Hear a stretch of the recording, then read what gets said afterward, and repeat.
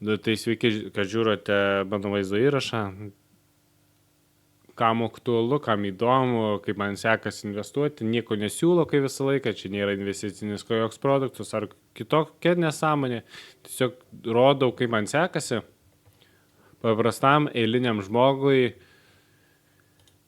kas kartą investuoti savo pinigų sumą. Taip, peržiūrėksiu dabar savo savį portfelį, kaip man čia sekasi. Jeigu kam kur nors aktualu, galite susistabdyti ir pasižiūrėti ataskaitą.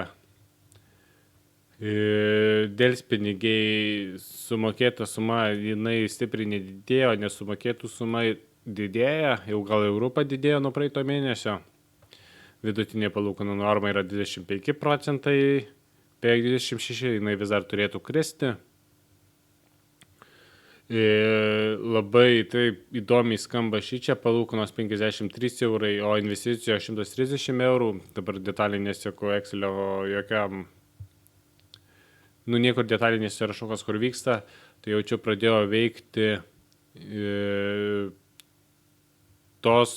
tie, kur 36 procentai būna, 35 procentai paskolos, kad tokia didelė pinigų graža, net 52 eurai, tai tokia nuostaba, bet turėtų kristi. Nežinau, tiksliai negaliu paaiškinti, bet jeigu tokia visa suma grįžtų, tai čia būtų labai fantastika, iš tikrųjų, su tokia mano investuota suma. Tai taip, dabar daugiau nieks pas mane nepasikeitė labai per daug nuo paskutinio karto.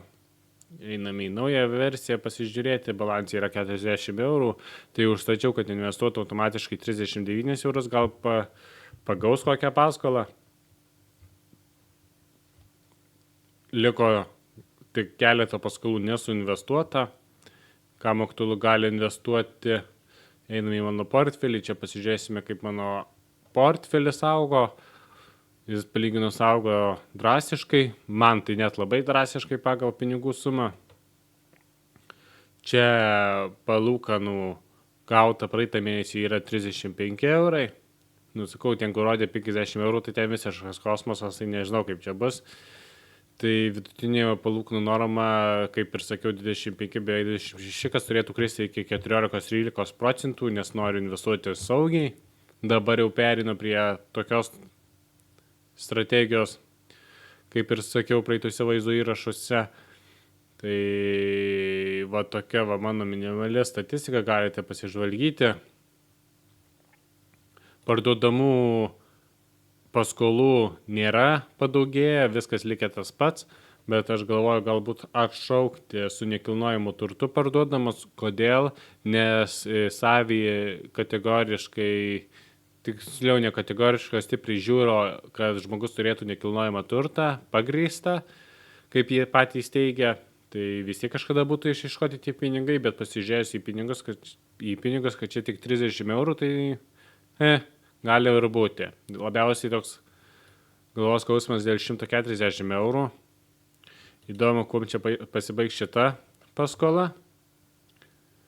Ir man atrodo, aš viską apibėgau, daugiau nieko nepasikeitė, niekas neįsiinvestavo, kai kur nors įsiinvestuosiu visą laiką aš peržvelgsiu, parodysiu, įrašysiu vaizdo įrašą.